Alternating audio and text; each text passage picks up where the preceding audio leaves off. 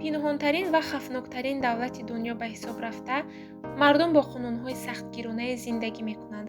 Салом дӯстони азиз, хушомадем ба канали Korea TJK. навори имрӯзаи мо дар бораи Кореяи Шимолӣ ва Кореяи Ҷанубӣ мешавад. Яъне барои чӣ ду Корея мавҷуд аст, зиндагӣ дар Кореяи Шимолӣ ва дар Кореяи Ҷанубӣ чӣ гуна аст, умуман гӯем барои чӣ ҷудо шуданд, аз кадом сабаб. ҳамроҳи шумо камтар суҳбат кардан маълумот медиҳам. боварӣ дорам ки то ҳоло нашунидае дар ҳеҷ куҷо ва аз шунидани якчанд фактҳо ҳайрон мешавед. марҳамат дӯстони азиз, ба ҳаматон тамошои хуб. ҷумҳурии КНДР яъне Кореяи Шимолӣ дар Осиёи Шарқӣ ҷойгир буда, пойтахт Пхеньян аҳолӣ дар соли 2020 25,178 миллион нафар буда, воҳиди пулӣ вон мебошад. масоҳат тақрибан 120,000 километри квадратӣ буда, тарзи давлатдорӣ бошад монархия, яъне аз насл ба насл мегузарад. мардум дар Кореяи Шимолӣ бо қонунҳои сахттарине зиндагӣ мекунанд, ки аз шунидани ин шумо дар ҳайрат меафтед ва аз ҳуқуқҳои озодӣ бениҳоят маҳрум ҳастанд. Кореяи Шимолӣ хафноктарин ва пинҳонтарин давлати дунё ба ҳисоб рафта, байни Кореяи Шимолӣ ва Ҷанубӣ 160 километр марз аст, ки бисёри мардум ин кишварро хатарноктарин минтақаи рӯи замин меноманд ва бисёре аз мардум фикр мекунанд, ки бомбаи атомӣ низ дошта бошад. Кореяи Ҷанубиву Шимолӣ соли 1945 пас аз шикасти Ҷопон дар ҷанги дуюми ҷаҳонӣ аз ҳамдигар ҷудо шуданд ва то ҳоло низ бо ҳамдигар робитаи хуб надоранд. роҳбари давлат Ким Чен Ин буда, маълумот дар борааш хеле кам аст.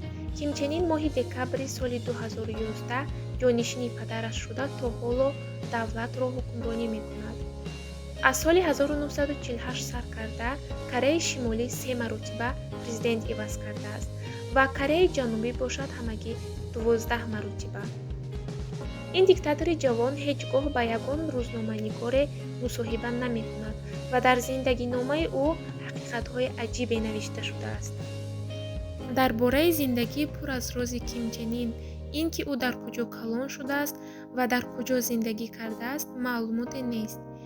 ин диктатори ҷавон якчанд маротиба ҷарроҳии пластикӣ гузаронидааст, то ки ба падараш монанд шавад. вобастагии зиёд ба нӯшокиҳои спиртӣ дошта, варзишро бениҳоят дӯст медорад. ва як ҳақиқати дигар ин ки ӯ кафши маркаи Адидасро дӯст медорад. хеле ки дар аввал қайд кардам, мардум дар Кореяи Шимолӣ бо қонунҳои сахтгиронае зиндагӣ мекунанд ва бисёре аз мардум телефони мобилӣ тамоман истифода намебаранд. дастрасӣ ба интернет бошад барои аксари кишвар номумкин аст. дар Кореяи Ҷанубӣ, ки 51 миллион аҳолӣ зиндагӣ мекунад, шумораи телефонҳо аз шумораи одамон зиёдтар ҳастанд ва аз ҷиҳати интернет бошад дар ҷаҳон дар ҷойи аввал меистад. дар Кореяи Шимолӣ то ҳол қатли оммавӣ идома дорад. шабона ба хотири сарфаи маблағ барқҳои хонаҳоро хомӯш мекунанд. касоне ки барои ҷиноятҳои гуногун маҳкум шудаанд, бо тамоми оилаашон ҷазои худро адо мекунанд ва агар дар ин муддат тифле ба дунё ояд, ин кӯдаки таваллудшуда тамоми умрашро дар зиндон мегузаронад. бале дӯстони азиз, анамин тару бениҳоят сахт аст қонуну қоидаҳои КНДР, яъне Кореяи Шимолӣ. якчанд далелҳое мавҷуд аст, ки дар Кореяи Шимолӣ мардон ба ҳисоби миёна қадҳояшон кӯтоҳтаранд. муайян карда шудааст, ки 3-8 сантиметр фарқият дар қадҳояшон дида мешавад. чаро мардуми Кореяи Шимолӣ пасттаранд нисбат ба Кореяи Ҷанубӣ? бисёре аз профессорон қайд мекунанд, ки ин фарқиятҳо бо сабаби ирсӣ нест, зеро аҳолии ҳар ду кишвар аз як гурӯҳи этникӣ мебошанд. онҳо сабабашро дар камғизоӣ ва меҳнати сахт мебинанд. дар Кореяи Шимолӣ аз соли 1996 сар карда ба занон велосипедронӣ манъ шудааст, зеро доман бояд ҳамеша зонуҳоро пӯшонад ва ба занон либосҳои кӯтоҳ ва ё шим пӯшидан қатъиян манъ карда шудааст.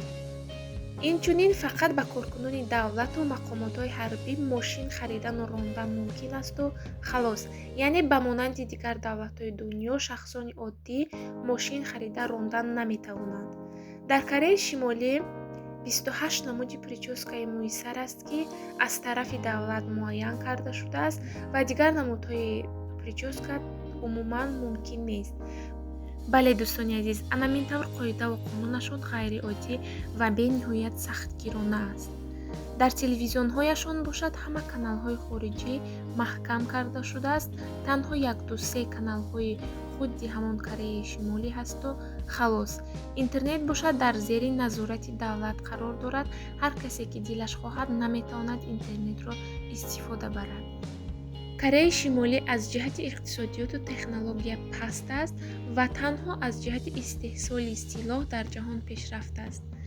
як чиз дигар ин аст, ки сарҳади Кореяи Шимолӣ ва Кореяи Ҷанубӣ яке аз сарҳадҳои серсалдат ба ҳисоб рафта, 1,200,000 солдатҳои Кореяи Шимолӣ ва 700,000 солдатҳои Кореяи Ҷанубӣ дар сарҳадҳо ҷойгир шудаанд.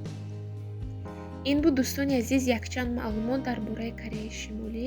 акнун мегузарем ба Кореяи Ҷанубӣ, яъне дар Кореяи Ҷанубӣ зиндагӣ чӣ гуна асту фарқашон дар чӣ аст. Кореяи Ҷанубӣ дар Осиёи ҷанубу шарқӣ ҷойгир буда аз ҷиҳати иқтисодиёт пешрафта аст ва яке аз давлатҳои хурду тараққикардаи ҷаҳон ба ҳисоб рафта, масоҳаташ зиёда аз 100,000 километри квадратӣ буда, аҳолияш 50 миллион нафар, воҳиди пули вон буда, шаҳрҳои калонаш Сеул, Пусан, Дэгу ва ғайраҳо мебошад. дар шаҳри Сеул 10 миллион нафар аҳолӣ зиндагӣ мекунад ва бисёр корхонаҳои калон дар ин ҷо мавҷуд аст, ки Кореяро ба ҷаҳониён муаррифӣ мекунад. аз ҷумлаи корхонаҳои калони Samsung, LG, Kia, Hyundai ва боз косметикаи Корея аст, ки дар ҷаҳон бисёр машҳур шудааст. 70% кишвару кӯҳҳо ташкил медиҳанд. мардум бо ҳам бениҳоят муттаҳид буда, аз таҳти дил барои давлаташон хизмат мекунанд. ин ҳам яке аз сирҳои муваффақ шудани Корея мебошад. мардуми Корея беҳад мардуми меҳнатдӯст ҳастанд, ки маҳз ҳамин чиз сабаб шудааст, ки Корея тез тараққӣ карда ба ҷаҳониён шинохта шавад. соҳаи тиб низ тараққӣ кардааст, хусусан ҷарроҳии пластикӣ, ки бисёре аз хориҷиён барои ҷарроҳии пластикӣ ба Корея мебиёянд ва соҳаи сохтмон низ дар Корея бисёр пешрафта аст, яъне бисёре аз сохтмонҳои машҳури дунё ин маҳсули дасти корейсо мебошад. ана ин тавр дӯстони азиз, Кореяи Ҷанубӣ бениҳоят давлати пешрафта ва шинохта дар ҷаҳон аллакай муаррифӣ шудааст. ин буд дӯстони азиз якчанд маълумотҳо оиди Кореяи Ҷанубӣ ва Кореяи Шимолӣ, умуман фарқи онҳо. умедвор ҳастам, ки ба шумо писанд меояд ва агар хоҳед боз дар бораи Кореяи Ҷанубӣ бисёртар маълумот гиред, пас видеоҳои пешинаи моро тамошо кунед. фактҳо ва маълумотҳои дигар дар бораи Кореяи Ҷанубӣ дар канали мо мавҷуд аст. боқӣ саломату сарбаланд дар паноҳи худо бошед. То видеоҳои дигар, худо нигаҳдор.